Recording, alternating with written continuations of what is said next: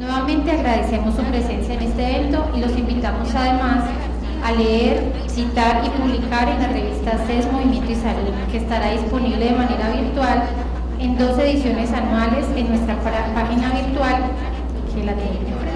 Agradecemos entonces a todos la asistencia a este evento académico. Buenas tardes para todos, muy agradecida y muy complacida de acompañarles en un evento académico que pues, es muy relevante para nuestra profesión, y espero que en el auditorio estén tanto profesores como estudiantes, porque creo que este es un suceso que vale la pena destacar. Muy pocas revistas de fisioterapia existen en nuestro país, hay muchas revistas en el área de salud, pero digamos que más concentrados en nuestro objeto de conocimiento las hay pocas. Y pues yo agradezco las palabras de Dianita, porque pues yo creo que el honor más que de ustedes es para mí de verdad poder estar aquí y tal vez llevarles un mensaje a través de lo que ha sido o lo que ha constituido mi experiencia tanto como profesional en mi formación, como la oportunidad que he tenido de estar en este mundo de las publicaciones que pues tiene tanto de largo como de ancho. Sin más preámbulo, voy a entrar en materia. Voy a intentar moverme porque soy aquí una profesora de fisioterapia quieta. Es un poco difícil. Entonces espero que me tengan paciencia. Titulé esto Valor de las publicaciones, realidad o fantasía. El tema de la publicación universitaria y en particular como del trabajo académico que realizamos las personas puede obedecer a muchos factores, y desgraciadamente con todos los desarrollos científicos y tecnológicos, y más también los tecnológicos, estamos en la llamada sociedad de la información, de la globalización, etc. Pues hay unos desarrollos muy acelerados en materia de publicación y de producción editorial, y la coloco como realidad o fantasía porque, y decía que también tiene tanto de largo como de ancho, porque toca como reflexionar un poco de fondo sobre los propósitos y los alcances también del tema de las publicaciones. Eso no significa en esencia que muchas publicaciones estén respaldadas por indicadores de calidad, por ejemplo, o que pocas publicaciones hablen de la tacañería intelectual de un académico. Entonces digamos que esto puede ser una cosa bastante interesante de reflexionar. Creo que una de las primeras preguntas que quisiera como dejarle al auditorio, porque creo que esta charla, más que tratar de demostrar mi erudición, es dejar en el auditorio una serie de reflexiones en torno al valor mismo de las publicaciones. Y una pregunta que quiero sugerir es, pues, ¿para qué publicar? Si las publicaciones tienen en sí mismas el ser una finalidad, es decir, publicar por publicar, o si la publicación se constituye en un medio para algo, y ese algo, pues, ¿qué sería? Y una pregunta que está detrás de para qué publicar, pero que voy a formular un poco más adelante, pero necesito dejarla planteada ahora, es ¿qué publico? Y pues obviamente las publicaciones se conectan necesariamente con el universo de la investigación y de lo que estudiantes y profesores podemos hacer durante nuestra labor escolar. Como ustedes observan en esta diapositiva, puede haber muchas motivaciones y muchos fines sobre lo que para qué voy a publicar. En principio, promoción de la carrera académica.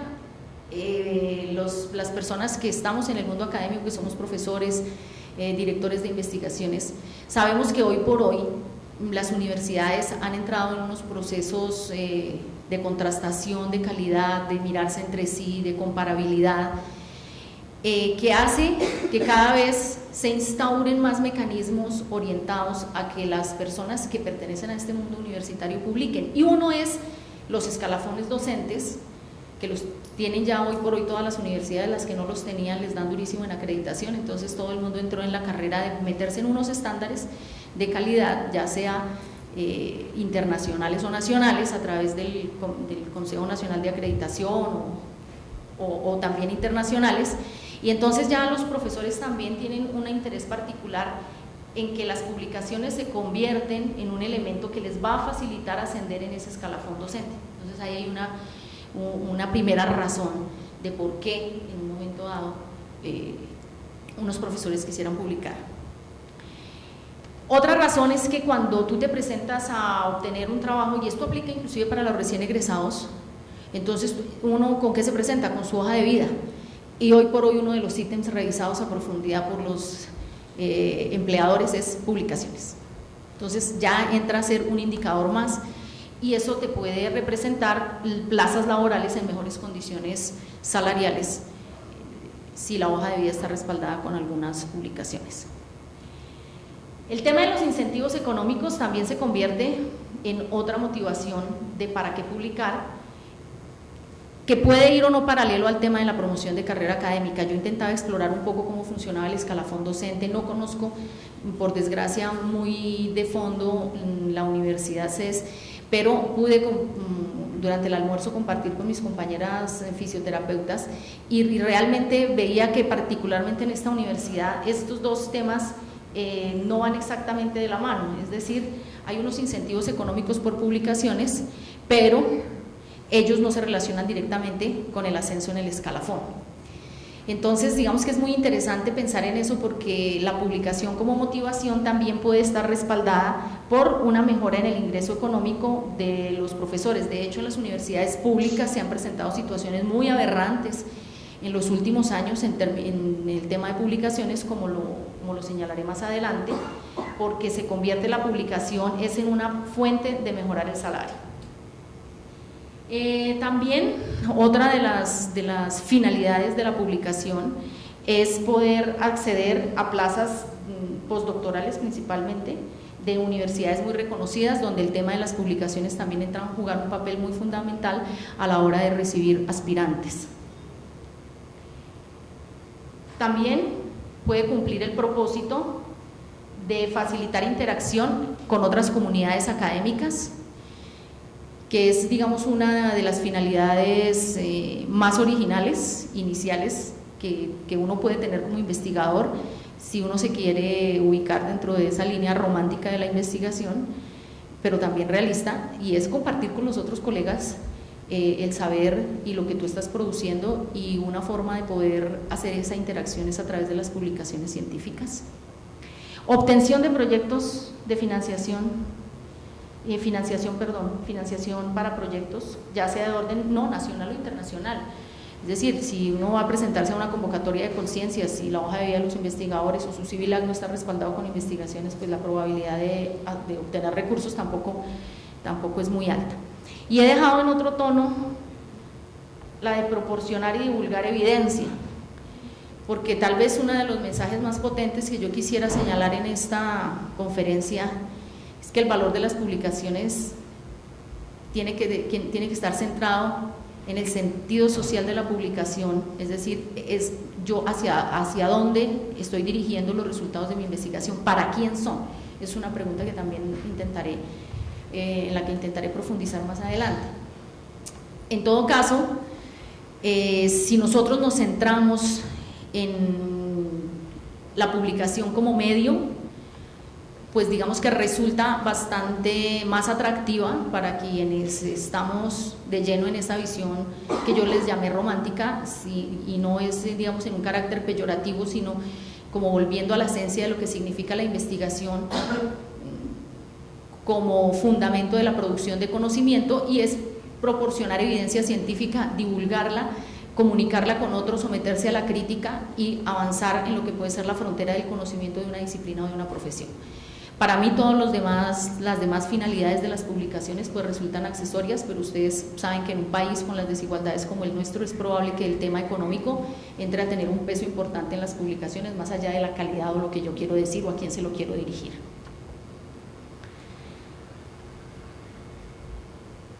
El tema, pues, como lo he señalado ya en esta primera parte, genera muchísima controversia. Las universidades en general tienen todas una responsabilidad social y tienen en general también un departamento editorial o un sello editorial a través del cual pues facilitan la comunicación o la circulación del conocimiento disponible, no solamente en sus unidades académicas, sino en general de las personas que tienen algo que decir por escrito y que lo quieren mostrar.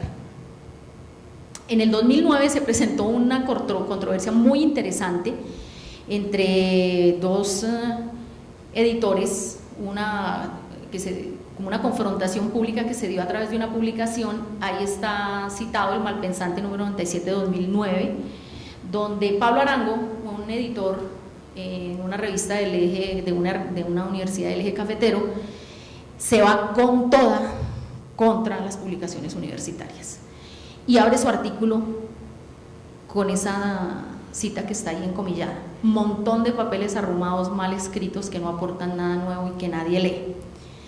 Es bastante sugestiva esa entrada de ese artículo, y de ahí en adelante pues ustedes podrán imaginarse el contenido. Para los interesados traje los artículos para que los puedan leer, porque realmente es una lectura interesante.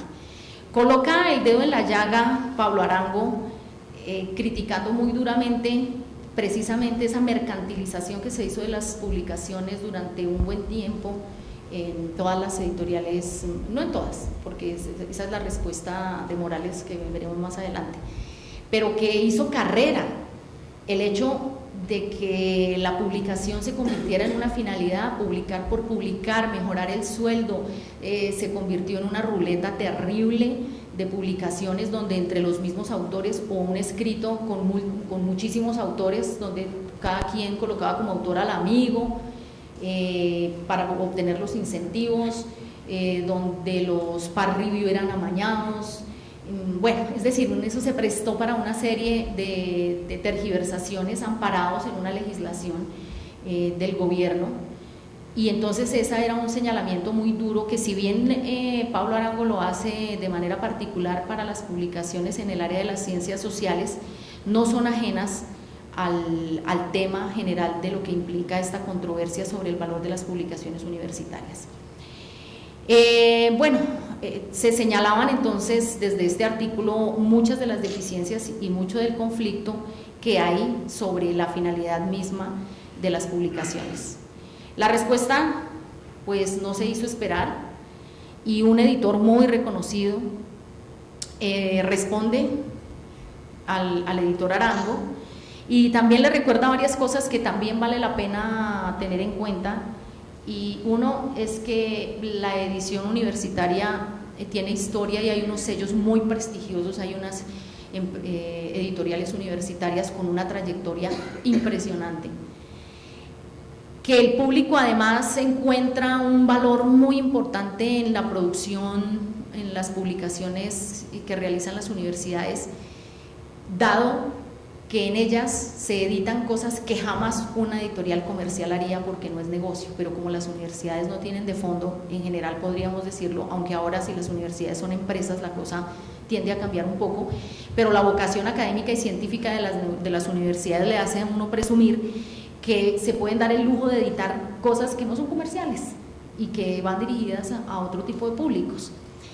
Entonces, él digamos que rescata y se pone también en su papel como editor y señala unas muy importantes publicaciones y aportes que han hecho las publicaciones universitarias en general al desarrollo del conocimiento. Y también recuerda, y aquí es donde también quisiera señalarlo de manera primordial para el caso que hoy nos convoca en este recinto, y es que estas publicaciones editoriales pues son jóvenes.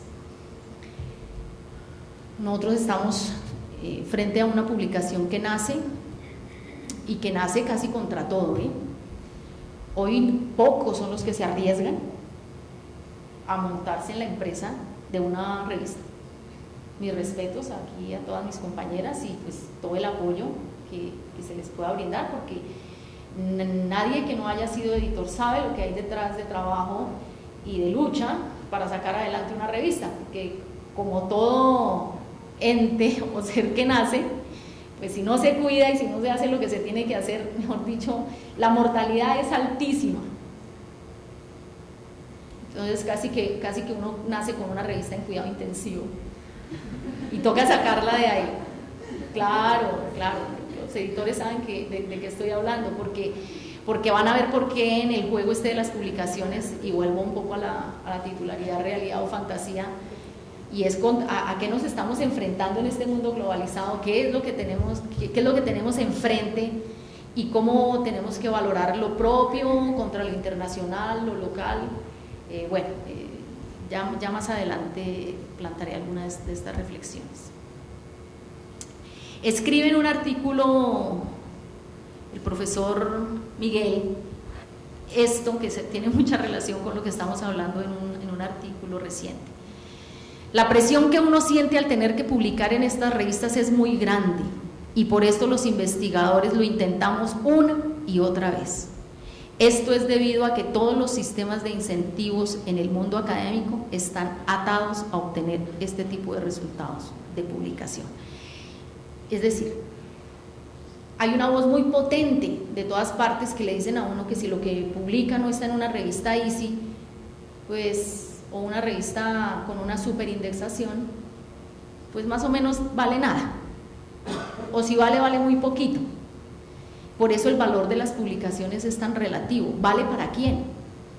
Para un proceso de acreditación internacional donde yo tengo que mostrar que mis profesores publican en revistas de alto impacto mundial.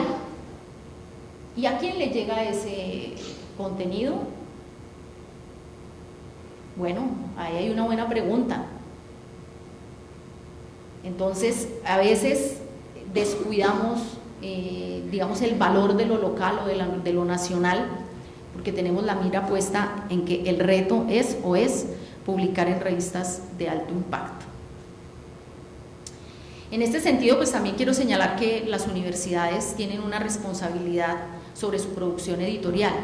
Valga decir que no solamente estoy hablando de revistas, estoy hablando de todo tipo de producción que se puede presentar en el mundo académico tan rico como el de una universidad. Cito 3: libros, revistas, colecciones que están al margen de las presiones comerciales y que por lo tanto esa independencia le da un carácter novedoso a la publicación universitaria, y eso es lo que las universidades, si tienen la visión de esa responsabilidad social, tienen la obligación de impulsar y tienen la obligación de facilitar por esa vocación de responsabilidad social que tienen, y es también la de divulgar el conocimiento. En ese sentido creo que esta es una apuesta legítima, la que encuentro yo aquí, y que por demás también quiero felicitar. Entré a la página como público general, ingresé a la revista, el acceso a los artículos, todo como tienen documentado realmente. Si a uno no le dicen que la revista no está indexada, creo que está estructurada con unos criterios de calidad internacional, por lo que también quiero, digamos, presentar mi reconocimiento al grupo editorial que ha trabajado en la revista, porque digamos que es un producto de altísima calidad, como lo han sacado en su primer número, y eso realmente es un punto muy a favor, muy valioso, que desde luego hay que mantener. Entonces, la publicación tiene que ser una publicación que sea relevante a varios niveles, y ahí es donde nosotros tenemos que empezar a preguntarnos qué publicamos, y ahora vamos a mirar dónde. Que lo que nosotros estamos publicando le diga algo a alguien. Es que la publicación no puede ser la publicación por la publicación para que a mí me den un incentivo y pueda ascender en el escalafón docente, sino que la publicación tiene que estar orientada a divulgar algo que yo tengo que decirle a un grupo de personas, ya sea la comunidad con que trabaje, los estudiantes, en muy diversos niveles.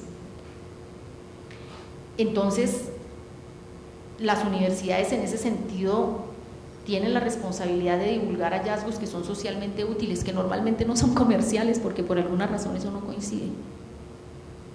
Ejemplo de ello lo vemos mucho en toda la investigación farmacéutica, ¿no?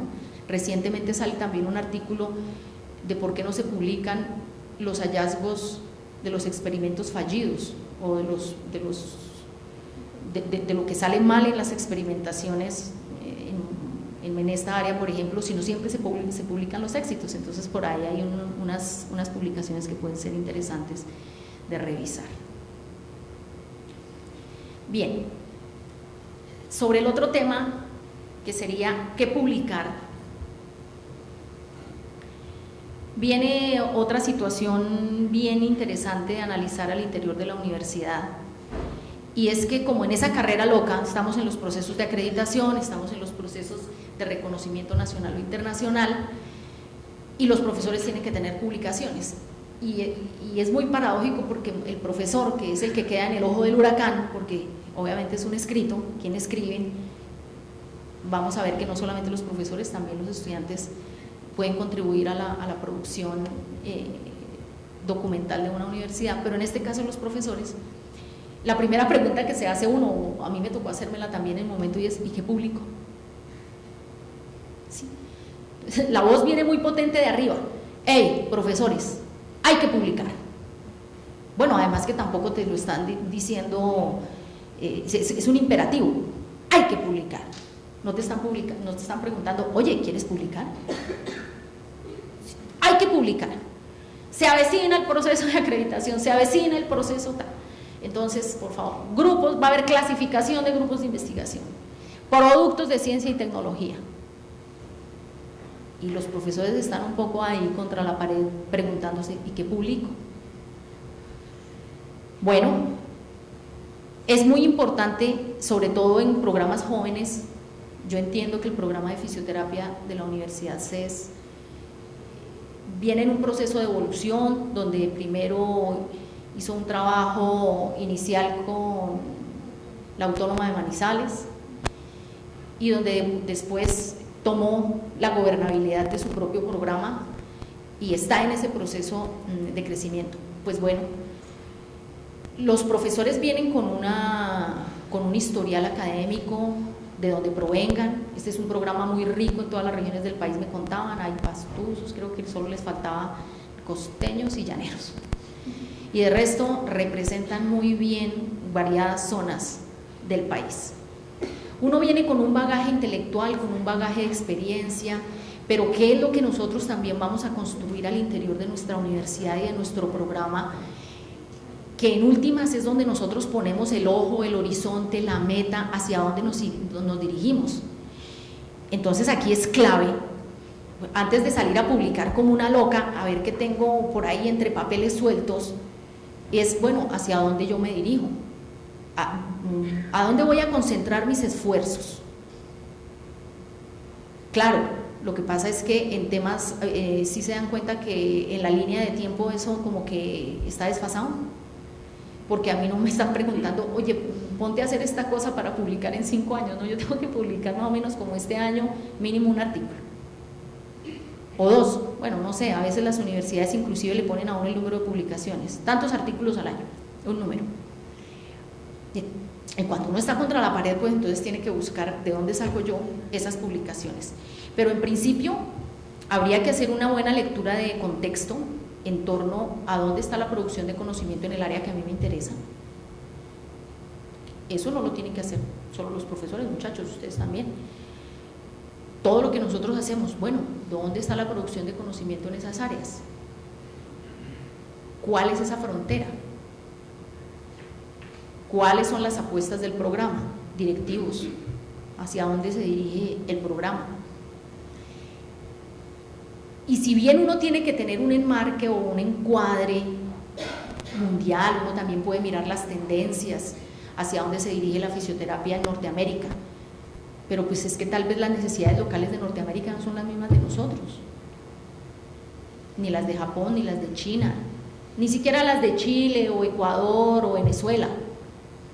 Entonces también hay que mirar las necesidades locales.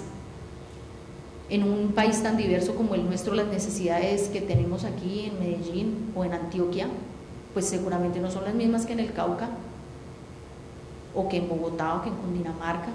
Cada uno de nosotros mejor que nadie conoce nuestras regiones y dónde estamos ubicados. Y como el tema de publicación pasa yo solo puedo publicar si tengo algo que publicar. O sea, eso puede sonar tonto, perdónenme. Yo tenía un poco de temor. Yo le decía ahora al doctor Manrique, tengo miedo que esta presentación resulte demasiado simplista, que alguien diga eso es muy ramplón, pero es que eso es muy bobo. Pero es que eso pasa en la vida real. Que a uno lo cojan contra la pared y le digan publique, yo digo, ¿y qué publico?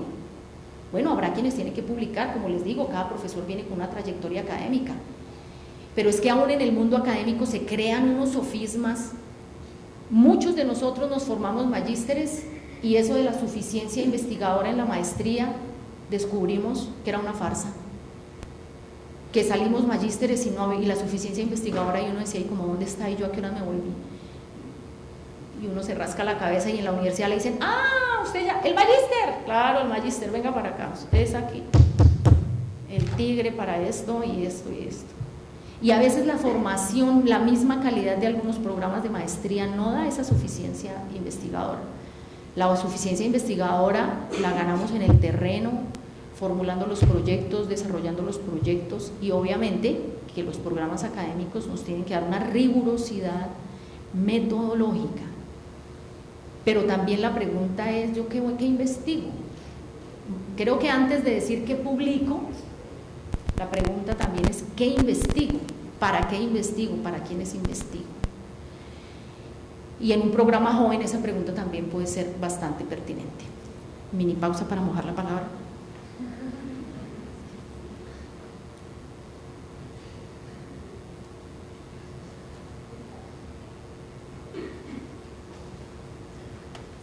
Bien, esto es ¿qué hay de fondo en esto? Lo que uno podría llamar estados del arte. Los estados del arte son necesarios, pero los estados del arte nadie los financia. Entonces es una etapa que de alguna manera a veces tenemos que quemar y saber que vamos a tener que invertir unos recursos en las universidades, pero los estados del arte por lo menos nos dan panoramas, nos muestran tendencias, nos permiten tomar decisiones, si se quiere, un poco también más fundamentadas, porque hablo por la experiencia que tengo, que he visto desarrollarse buena parte de la fisioterapia en Colombia. La luz, espero me favorezca, no se me vean mucho las canas, pero llevo un poco de tiempo en esto.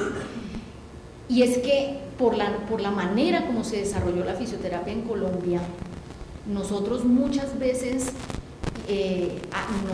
nos aventuramos a hacer unos desarrollos más basados en la intuición que en la fundamentación real de unas necesidades.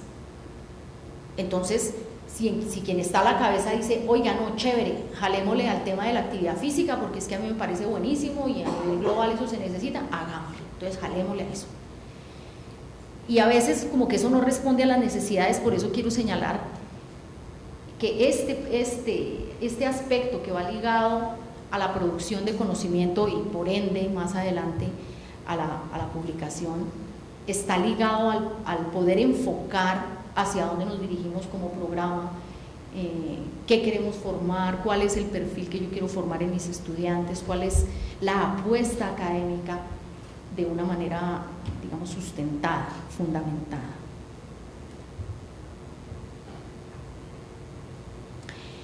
Hay dos realidades que a veces no coinciden. Somos unas unidades nuevas que estamos en unas universidades con mayor tradición, entonces normalmente es un ritmo el institucional de manera general y otro el que tiene la unidad académica. Pero lo que sí hay que preguntarse es cómo nosotros capitalizamos esa producción a la luz de una estructura y una organización para la producción de conocimiento. ¿Existe esa estructura? Claro, si la universidad la posee, pues nosotros tenemos de base esa estructura sobre la cual afianzarnos y apoyarnos. Aquí lamento de verdad no tener un conocimiento un poquito más profundo de su universidad como para hacer de pronto algunas observaciones al respecto, pero digamos que de manera general esto lo debe tener cualquier universidad. Y entonces uno dice, bueno, si yo soy un programa joven, si llevo poco, ¿qué tiene la universidad? ¿Qué puedo yo capitalizar a favor de mi programa, de lo que yo estoy haciendo? ¿Y cómo puedo yo también desarrollar una estructura propia al interior de mi unidad académica que me permita conducir las acciones de estudiantes y profesores hacia la producción académica de conocimiento. Entonces, cuando eso es planeado, tal vez los resultados pueden ser un poco diferentes que esa publicación a la loca. También es fundamental identificar el tipo de productos que se derivan del trabajo, vean que esta palabra es clave, cotidiano. En esa angustia sobre qué publicar, la gente empieza a decir, mira, yo soy profesora de la práctica, no sé qué, y yo he recogido ahí un montón de datos. Entonces es meter círculo en cuadrado, es tener unos datos y miremos a ver qué le cuadramos ahí estadísticamente para poder publicar algo y venga a ver qué le exprimimos a esos datos.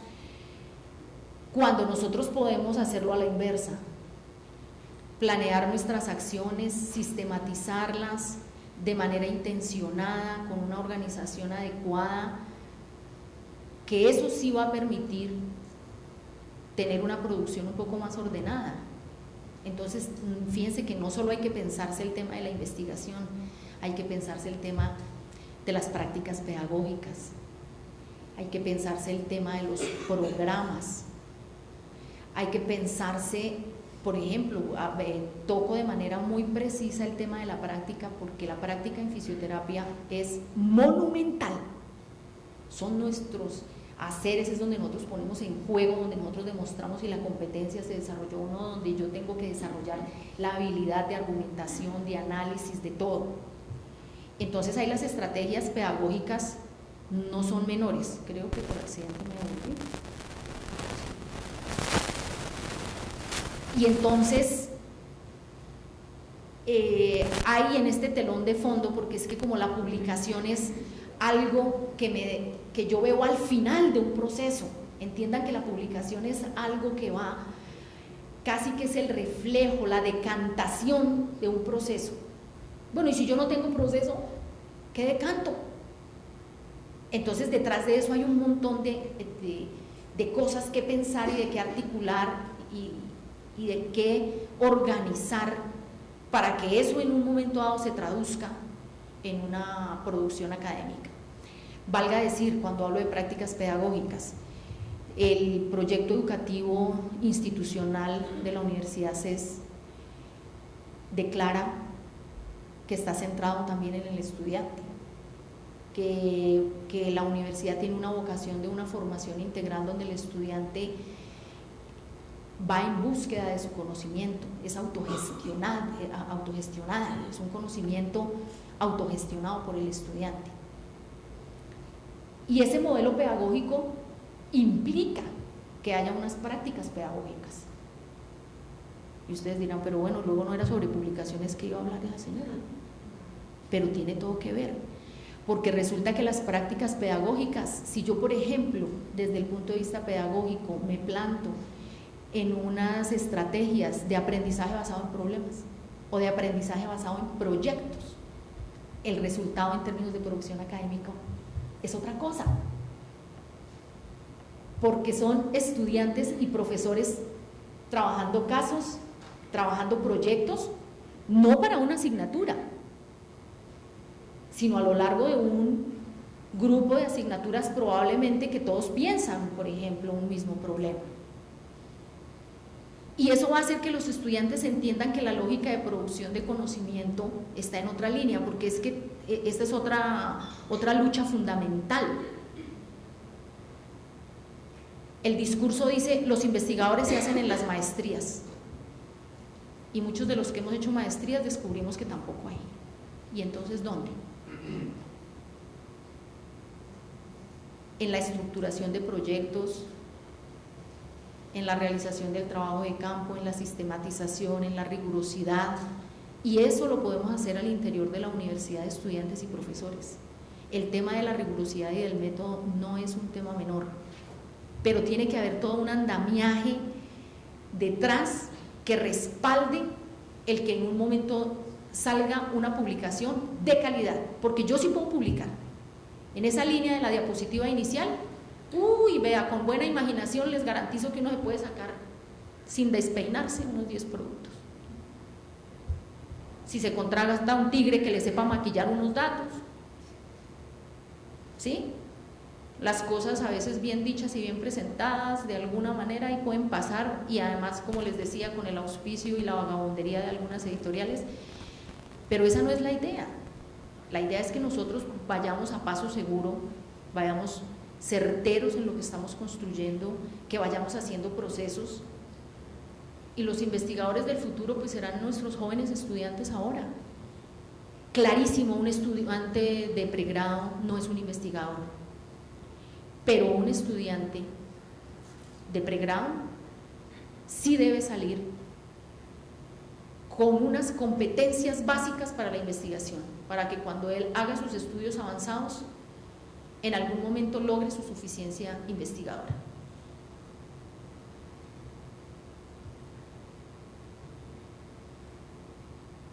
Creo que esto se me movió. Entonces, buena parte de esta reflexión quiere señalar que hay que empezar por un trabajo muy juicioso de sistematización del trabajo académico, de las prácticas cotidianas. Tenemos que pensárnoslas bien, qué estamos haciendo, cómo lo estamos haciendo, organizar esos intereses académicos e investigativos, y ahí sí poner apuestas, digamos que todo a la vez. Yo creo que esto no es como los aguacates, uno lo envuelve en periódico y en un día se le madura. No se puede, no se puede. Los procesos hay que respetarlos. Si el programa es joven, respetemos que es joven, no lo envejezcamos antes de tiempo. Hay que dar el espacio suficiente para la discusión entre la comunidad académica de profesores. Hay que abrir los espacios también a la participación de los estudiantes, a la discusión, al horizonte, hacia dónde nos dirigimos. Yo no les estoy diciendo que cambien la estructura que hoy tienen, pero eso tiene que ser enriquecida día a día por los actores del proceso, porque los productos de ciencia y tecnología no van a caer del cielo.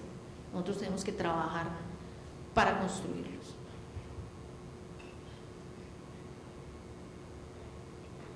Cuando ya uno por lo menos tiene algún acervo de material desarrollado, también hay que identificar la naturaleza de eso que yo tengo. No todo lo que yo tengo se puede publicar como artículo original en revista indexada internacional Q1. Hay una cantidad de material y de productos que pueden ser publicados con otros propósitos, con otros fines, y que son muy importantes. Productos intermedios, literatura gris. Casi siempre todos esos marcos teóricos exhaustivos que revisamos para desarrollar proyectos de investigación, cuando uno escribe el artículo, pues eso queda prácticamente desaparecido. Tiene mucho sentido en la discusión de los resultados, pero en general a veces hay unas revisiones de literatura súper amplias que uno puede trabajar con estudiantes asistentes de investigación y que se pueden convertir en unas muy buenas actualizaciones, y si uno tiene una buena comunicación con la editorial de su universidad, entonces crean una colección, por ejemplo, para sacar toda esa literatura gris, para sacar todos estos productos intermedios en una especie de cuadernos de investigación donde la gente pueda poner ahí productos intermedios que no te los van a publicar en esas grandes revistas, pero que son importantes para la comunidad académica. Por ejemplo, ese material, ¿a dónde va principalmente? A los estudiantes.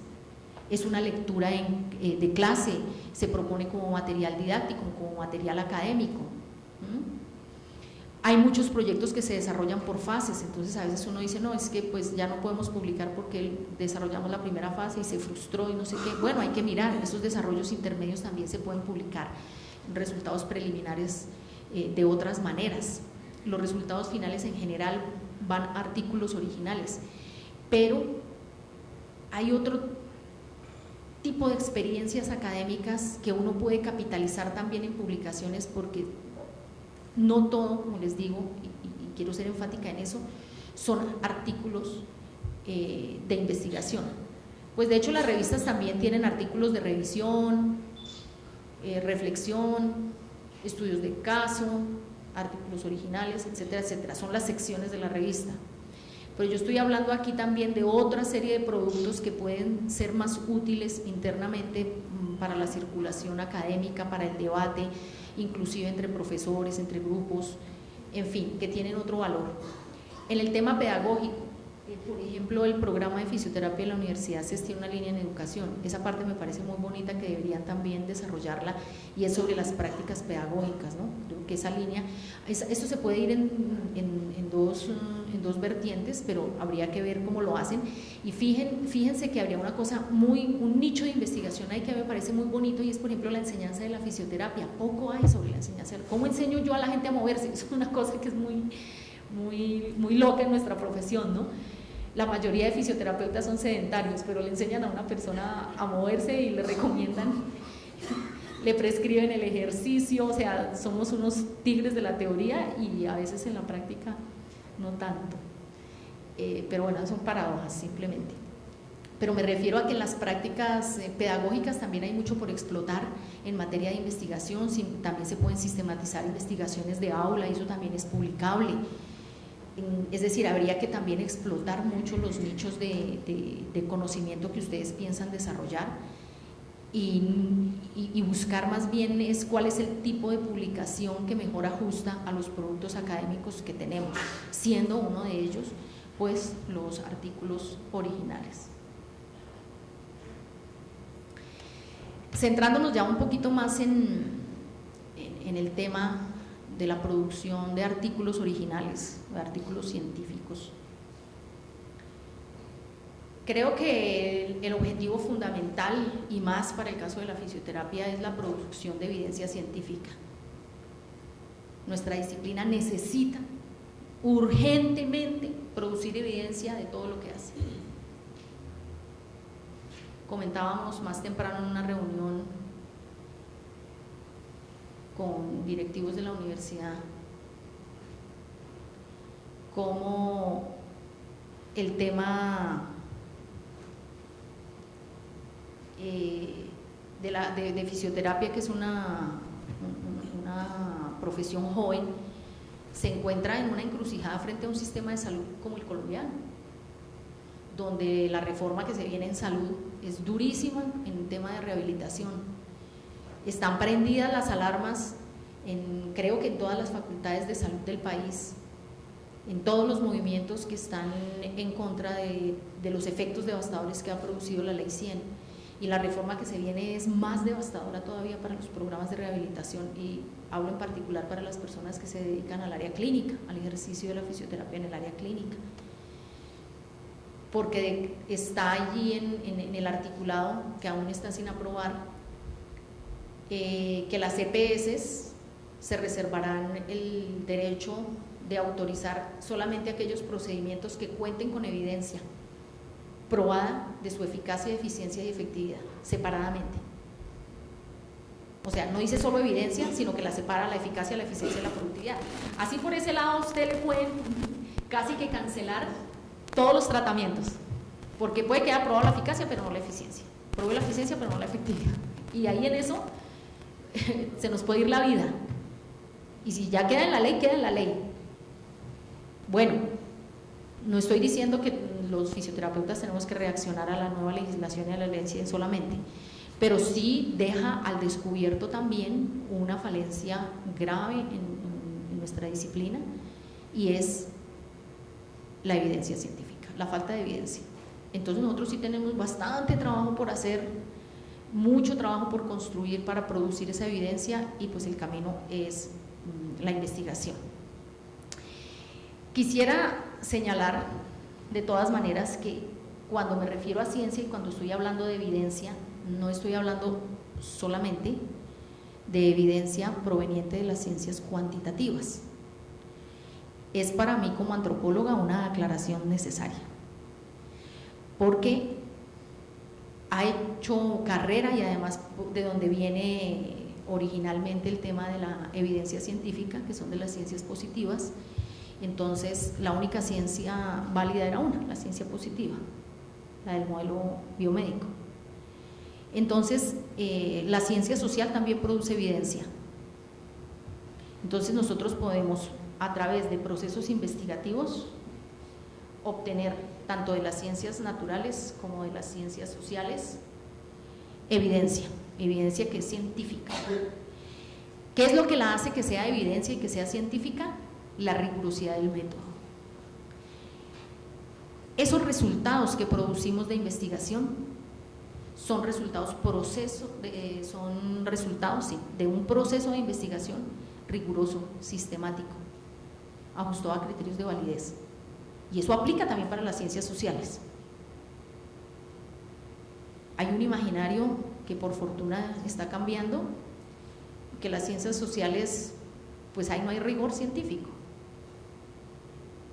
que es una cosa un poco al azar y que es un poco la interpretación del investigador, y existen también unas reglas y unos criterios y unas estrategias metodológicas y unos métodos supremamente bien fundamentados, sistemáticos y rigurosos en investigación cualitativa, que desafortunadamente no es motivo de esta charla, que también nos llevan a producir evidencia en el campo de las ciencias sociales. Y pues digamos que es necesario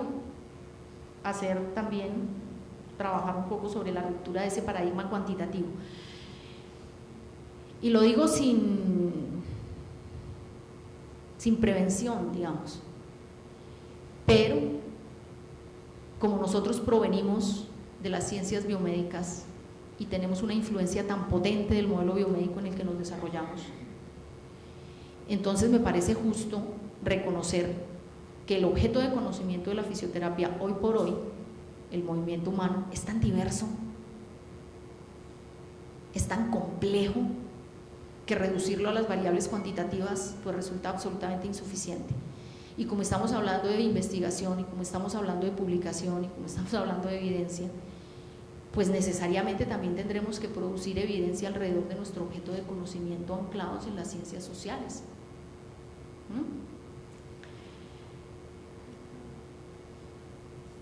¿Dónde publicar? Este es el otro quick del asunto que resulta, disculpen cómo,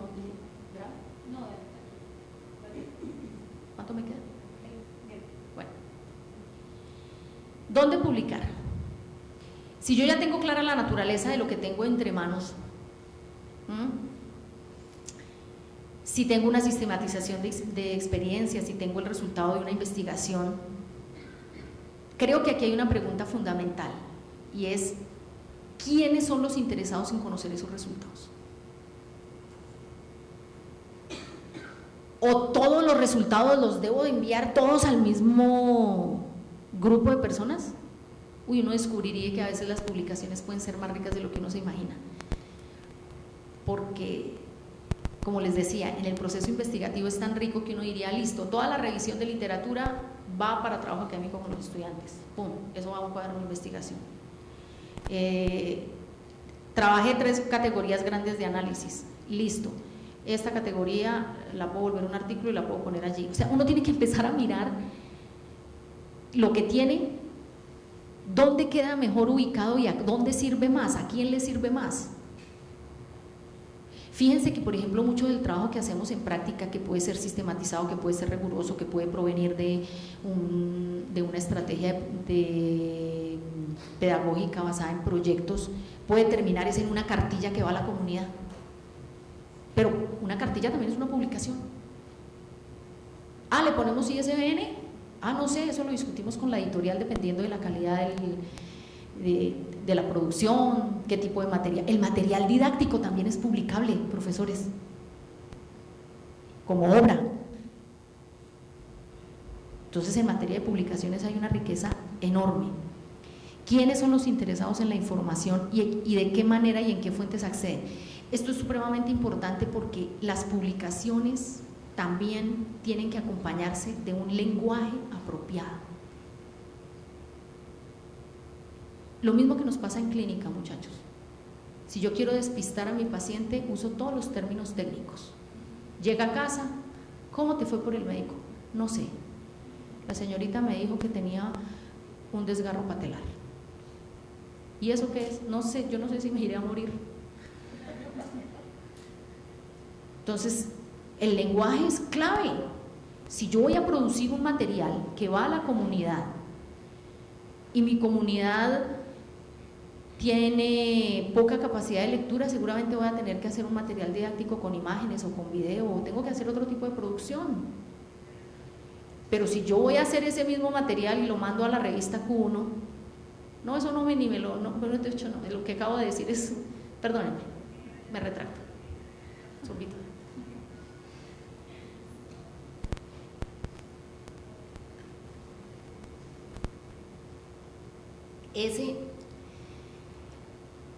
Ese material original, el que tiene ese conocimiento específico, que yo sé que lo van a leer fisioterapeutas o colegas relacionados, a ese sí le tengo que poner el lenguaje técnico, le tengo que poner todo el detalle, tengo que ser absolutamente escrupuloso en describir cómo lo hice. La metodología es súper clave. Lo estoy diciendo como editora porque de los errores más frecuentes que se encuentran en edición son los provenientes de la estadística. La estadística a veces es muy mal aplicada ya por mil razones, pero hay unos artículos interesantísimos que también sería chévere que estudiantes y profesores los pudieran revisar. Ahorita 2013 salió un artículo muy interesante sobre los errores más frecuentes, los errores estadísticos más frecuentes en investigaciones biomédicas, y tienen que ver con este rigor metodológico. Entonces el tema metodológico en estas publicaciones de alto impacto no es menor.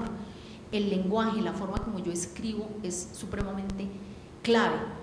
Entonces ni la forma, ni las maneras, ni los contenidos, ni sus expresiones son iguales dependiendo a quién va dirigida la publicación. Si es un libro de una colección general que va a un público más bien masivo, también tengo que cuidar un tipo de lenguaje que si va a una comunidad especializada. Entonces digamos que en ese sentido no hay una regla. Yo lo que tengo que saber es qué material tengo, a quién va dirigido, cuál es la forma de publicación más acertada, y ahí realmente se abre un abanico de posibilidades muy, muy hermoso para las publicaciones, porque no todos son artículos científicos, digamos, de alto impacto. Quisiera entonces señalar de manera más precisa que hay muchas posibilidades de divulgación de lo que nosotros hacemos. Y también, entonces, quisiera decir que no es lo mismo publicar que divulgar. Estrictamente, a veces en las universidades, publicación tiene que tener unas características, pero por ejemplo, lo que normalmente pueden hacer algunos de ustedes en medios de comunicación, entrevistas, hace parte de la divulgación, pero no necesariamente de la publicación. Y por eso nosotros tenemos que tener también esa diferencia, porque hay formas en que queremos divulgar conocimiento y también tenemos la necesidad de publicar. Y la publicación es una forma de divulgación. Creo que esto ya lo mencioné anteriormente, las posibilidades que hay: borradores de investigación, revistas no indizadas, revistas indizadas, también uno tiene que pensar en qué categoría, libros, cartillas. Traje esto en una diapositiva aparte porque nosotros hoy estamos acá en este reto con el que acaba de arrancar nuestra publicación de fisioterapia CES de Medellín, Movimiento y Salud. Una revista no indizada que de entrada hace unas declaraciones al mundo académico, le dice: yo existo, levanta la mano, existo, voy a salir 2 veces al año. Y yo tengo que empezar a cumplir. Y entonces la comunidad dice: recibido, listo. Y usted se pone a trabajar.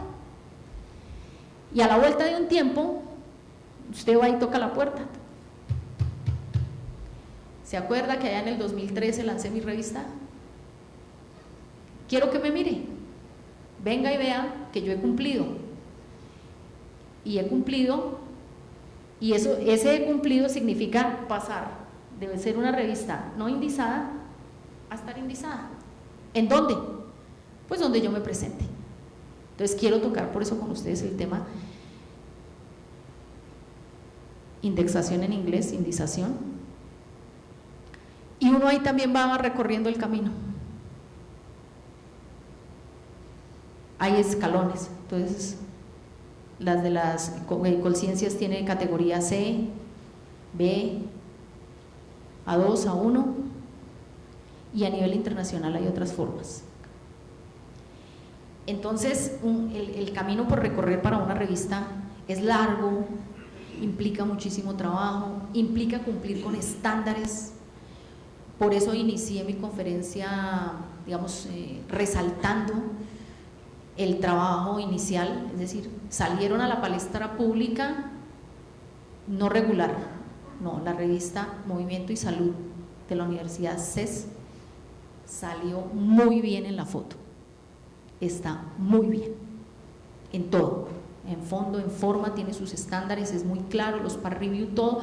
Uno entra a la página de la revista y es supremamente claro las reglas de juego, cómo va a ser el arbitraje, el ciego, las características para los autores. Entonces digamos que empezaron con muy buen pie acá, y yo supongo que yo diría que con la maduración y a futuro, a pesar de las críticas que puedan tener las indizaciones, pues uno aspira a que su revista sea indizada, porque uno trabaja precisamente para eso.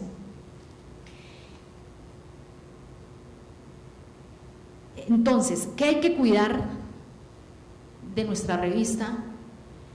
Hablábamos del tema endógeno. ¿Qué significa eso? Que la universidad se convierta en la plataforma para que todos sus profesores publiquen allí, inclusive los editores y el comité editorial. Ups, entonces cuando uno lo van a evaluar, un criterio de indización es ese, la endogamia. Entonces creo que nosotros en los programas de fisioterapia tenemos que también ser más estratégicos para posicionar las revistas, y no solamente por posicionarlas, volvemos al mismo punto, ¿es posicionar la revista por posicionarla?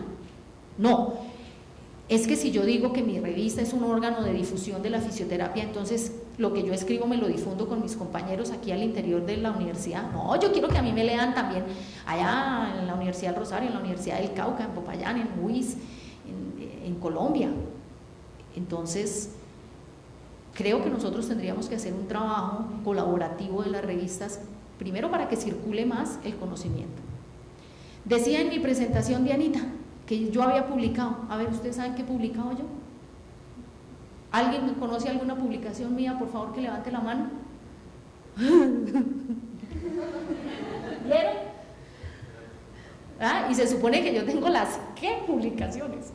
Ah, bueno, si no las han leído es porque no son tan importantes, muchachos, ¿no? Ahí tengo un poco de escrito sobre el cuerpo. Y pasa lo mismo. Publiqué un libro de investigación sobre el cuerpo y movimiento, mi tesis de maestría, un libro de investigación. Y en la casa me hicieron comida. Bonito, de verdad, mi familia feliz. La profesora que publica no su segundo, sino su tercer libro. Qué orgullo para la familia. Y los fisios no lo leen. Orgullo familiar. Entonces, a veces las publicaciones se nos quedan en la casa, y el tema de ascender en la indización es que hay que tener esa circulación para que nos enteremos con lo que escriben en Bucaramanga, en Medellín, Manizales. Esa sería una riqueza enorme para nuestras publicaciones y para nuestras revistas. Y yo creo, hablábamos en el almuerzo de trabajo, ¿qué estrategias hacemos? Imagínense quién quiere. Acuérdense de la primera diapositiva. Incentivos, ascenso en el escalafón. ¿Usted cree que yo le voy a poner mi trabajo a la revista CES de Medellín? Si eso no me da puntos. Lo primero que preguntan es, ¿qué indexación tiene? No está indizada. Ay, casi que le dicen a uno, te voy a mandar el peor trabajo que tengo, para no quemarlo. Porque es que esa publicación, imagínense, yo tengo una publicación que va a una revista Q1, de Querida con Dianita, se la voy a mandar.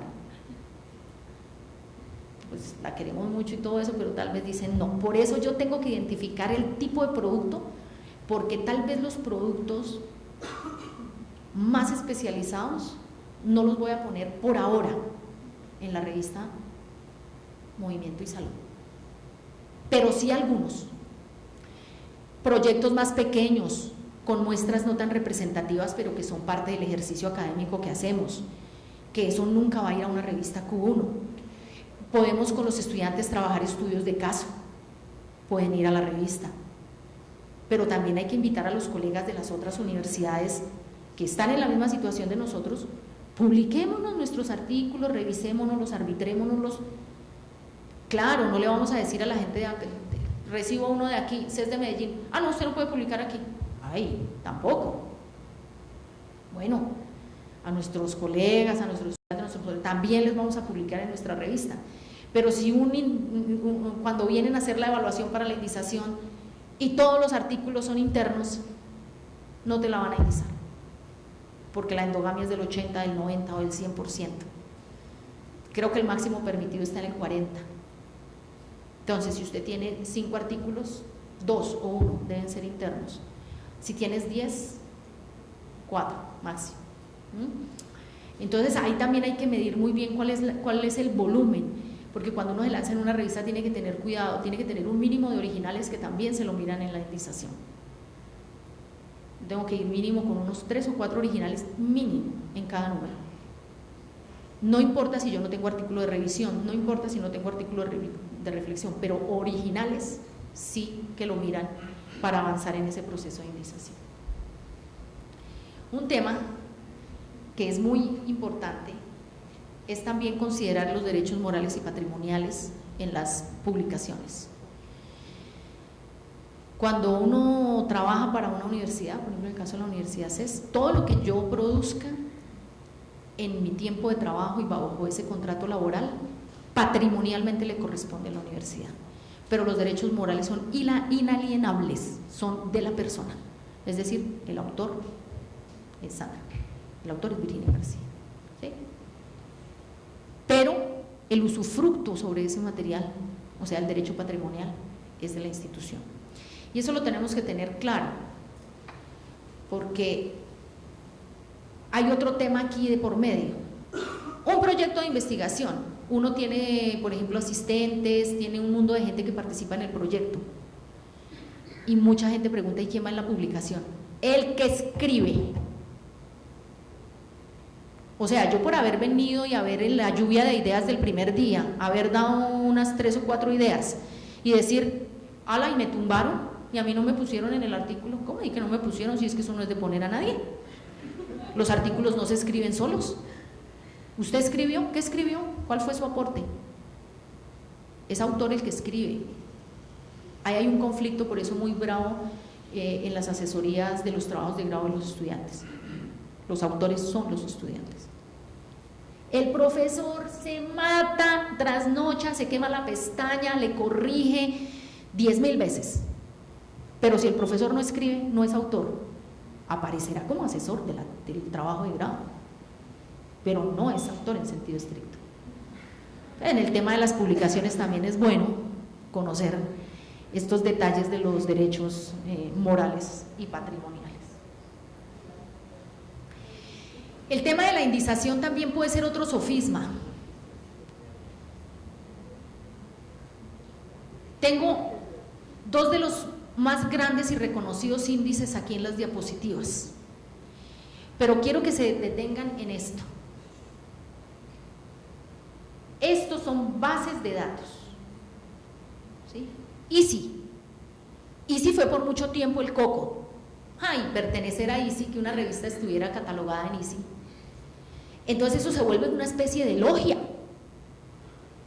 y solo entre ellos se aceptan artículos, y solo entre ellos, o sea, eso se volvió un círculo cerradísimo, y entonces apareció un contrapeso grande ahí que es Simago, que es más del lado español, que está apoyado en Elsevier.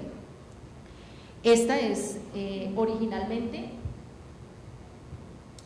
apareció en la década del 60, ISI, y ahí fue que adquirió el nombre, pero luego es el Index SCI, que es una base de datos de Thomson. Ahí dice cómo fue la historia. Thomson Corporation compra Reuters y saca una empresa. ¿Qué quiere decir? Que eso es una empresa. Ahí hay trabajadores, ahí hay billete, ahí circulan intereses económicos también. Y los profesores estamos sufriendo y llorando para que nos publiquen en una revista que esté en esa plataforma. Y qué lío tan feroz, porque son círculos supremamente cerrados.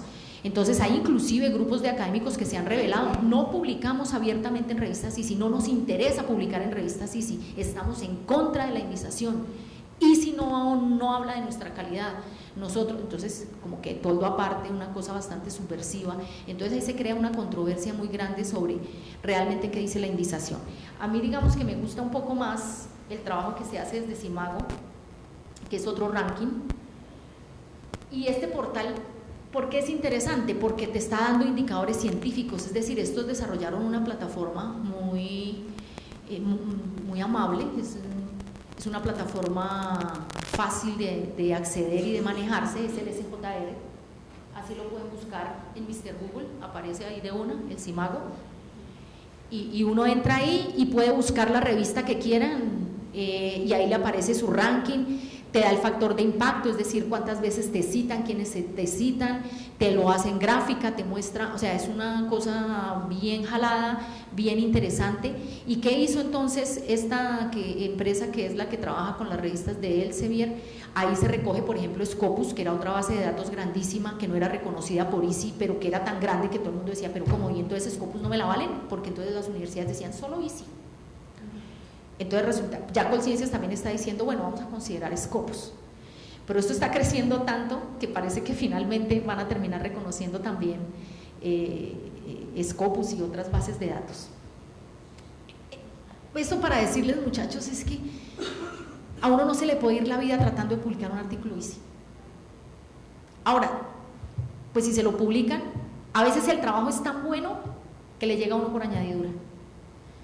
Me acaba de pasar en el Congreso de Salud Mundial, Salud Sexual y Reproductiva, con un proyecto de investigación de derechos sexuales y reproductivos en personas con discapacidad. Lo presentamos a un Congreso Mundial. Primera sorpresa, no lo aceptaron. Entonces, pues nosotros estábamos muy complacidos de que en un Congreso, nos pareció sospechoso, debo decirlo. Y nosotros dijimos que no reciban un trabajo en un Congreso Mundial. Esto es anecdotario, pero de verdad les voy a contar con mucha franqueza. Dijimos, metámonos a ver qué es esa organización, porque debe ser bien chichipata. Nos metimos. Era una organización gigantesca a nivel mundial, organizada de forma muy parecida a la WCPT. Espero que sepan de qué estoy hablando, y si no han entrado a la WCPT sería una vergüenza para los estudiantes de fisioterapia. La WCPT, capítulos a nivel mundial, con coordinaciones, una organización. Entonces ahí captamos que ya no era una cosa chiquita. Nosotros presentamos el trabajo un martes, y al martes siguiente, ya estando en Colombia, nos llega al correo electrónico en PDF el journal de nuestra ponencia ya publicado, a los 8 días. Y entonces nosotros dijimos, ¿qué es esto? Nosotros no sabíamos ni siquiera en qué journal iba a salir publicado. Entonces, de una vez nos metimos a Simago. Q1. Si yo me hubiera puesto a perseguir eso, seguro que no me lo publican en una revista Q1. Hoy tengo una publicación en una revista Q1. No, qué va, eso fue una carambola a 3 bandas. Gracias, Sandrita. Pero es que lo que les digo, uno no puede estar persiguiendo las publicaciones. Los trabajos se sostienen por sí solos. Y una vez más me convencí de que uno a veces tiene tan buenos trabajos y no se cree, y no escribe, que esa fue tan sabias palabras las de Dianita al inicio de este lanzamiento de la revista, la escritura. Nosotros tenemos que trabajar desde el pregrado con nuestros estudiantes. Que los estudiantes decían, pues es que yo no soy literato, yo no soy escritor. Pues claro que no, pero tiene que tener un mínimo manejo del español, a ver, de la estructura gramatical. Porque si no, entonces yo le doy las ideas a un tigre escritor y le digo, mire, yo lo que quiero decir es esto, y escriba el artículo usted, a ver, ¿y qué hacemos con los derechos patrimoniales y los derechos morales, con los morales? ¿Lo mando a escribir? No, nosotros tenemos que escribir nuestros artículos, los investigadores escribimos nuestros artículos. Buenos trabajos producirán buenos resultados. ¿Qué tenía este trabajo? Un excelente rigor metodológico y unos resultados súper apetitosos. Total, que ya nos invitaron al próximo latinoamericano y al próximo mundial. Entonces uno como que se pellizca, de un momento a otro salta a la palestra y no se da cuenta a qué horas, Y uno puede pasar dos cosas, ¿no? Del anonimato al desprestigio, también puede pasar. Como me puede haber pasado hoy a mí. Esto es SJR. Ese es el pantallazo de lo que encontrarían ustedes cuando entran a Simago, y acá les da en qué áreas del conocimiento y el rango, digamos el nivel del índice, siendo Q1 el más alto y Q4 el más bajo. Y además tú puedes solicitar que te muestre, si tú ya ingresas a una revista, también puedes mirar un artículo que tanto ha sido publicado, cuál es el factor de impacto de la revista, es decir, esto tiene un montón de probabilidades y un montón de información, porque como dije en la diapositiva anterior, el SJR lo que te muestra son indicadores científicos. Entonces digamos que eso tiene esa plataforma de interesante para que la consulten. No es para desalentarlos, pero en estas revistas Q1, la primera ronda para pasar solo a pares, o sea, que descabeza el comité editorial y el editor, de los trabajos que presentan en estas revistas Q1, solo el 10% pasa a pares y solo el 5% del total de trabajos logran ser publicados. Por eso la pregunta de ¿a quién quiero yo decirle lo que le quiero decir? ¿Cuál es mi público? Para decir eso, ¿será que necesito una revista Q1? ¿O necesito una revista de menor envergadura, una latinoamericana, una local? Entonces ahí tenemos que pensarla bien para no desgastarnos solo para pues alimentar el ego de que publicamos en una revista Q1. Una reflexión final, creo que justo. La publicación es una responsabilidad que involucra a la persona, al profesional, pero también a la institución. Si nosotros hacemos una producción de calidad, será publicable. Si no, no. Y esas publicaciones dependerán del público al que nosotros las dirijamos. Y un último mensaje, pues debemos ser escrupulosos a la hora de velar también por los derechos de autor. Muchísimas gracias.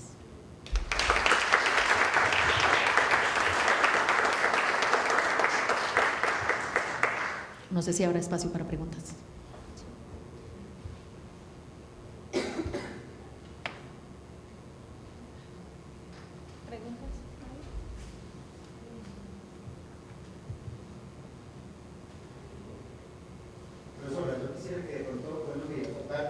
Tardes.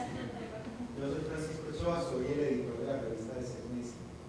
Muy bien, felicitaciones. A usted también por su presentación y su trabajo. Gracias. Quisiera que de pronto nos contara para los estudiantes particularmente la experiencia que han tenido con el tema del Open Access. ¿Cómo les ha ido y cómo podemos motivar eso con los estudiantes? En nuestra universidad también es difícil porque el Open Journal no es que hace mucho que haya sido como de total obligatoriedad para las revistas, y nosotros tuvimos en contra una cosa, y es que primero declaramos papel, o sea que nuestra revista oficialmente está declarada en papel, y lo que nosotros hacíamos era subir información tanto a los índices en los que ya estamos, y luego tuvimos que alimentar la base. Para nosotros fue monumental alimentar la base del Open Journal System, y no hemos logrado del todo afinar y mucho menos meter a la comunidad académica en la utilización y el manejo. Creo que en eso no hay diferencia entre una universidad, entre una revista experimentada y una joven. El choque ahí con la plataforma tecnológica es exactamente el mismo, y estamos, digamos que no tengo cómo decirte, porque no lo hemos logrado, ¿no? De hacer un manejo efectivo y eficiente de la plataforma. Estamos en esa lucha y no es fácil.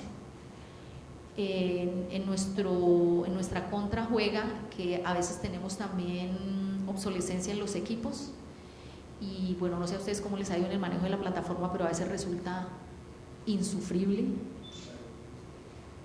¿Sí? ¿Han tenido el mismo problema? Y entonces es complicadísimo. Entonces digamos que ahí sí tenemos la tarea pendiente, tanto ustedes como nosotros, pero yo creo que hay que insistir porque para allá vamos. O sea, ustedes como revista electrónica no tienen salida, ¿no? Porque, y nosotros tampoco, nosotros también tenemos que hacerlo. Pero es un trabajo, primero, muy dispendioso, requiere de mucho tiempo, y esa es otra cosa que juega en contra en nuestras universidades. Yo no sé si tú estás dedicado a la edición de la revista por completo. Y otras 20 cosas más, exacto. Y yo estoy exactamente en las mismas condiciones, entonces digamos que es muy difícil para uno como editor podérsele dedicar a eso que necesita dedicación para poder afinarlo, para poder hacerlo como es. Y bueno, la asignación de tiempos a veces, no sé si es que la percepción general es que la edición de la revista es una cosa ahí menor, y nadie que haya editado una revista sabe en lo que nosotros estamos embarcados, que de verdad es una cosa monumental. Entonces pues lamento no poder ayudarte con eso, pero estamos en la misma empantanada todavía.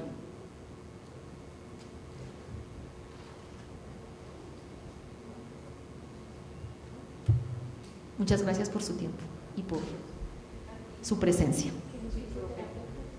Los fisioterapeutas y estudiantes que estén interesados en una informacioncita que les quiero dar. Si alguien está interesado en el debate de la farsa de las publicaciones universitarias, se las traje, porque es que de verdad eso uno se siente como frente a un tinglado de boxeo, es buenísimo. Los artículos son muy interesantes, aunque haya parecido que están en el Malpensante del 2012, en el número 97 y en el 102, pues si quieren tomarle copia, yo las dejo aquí con Diana.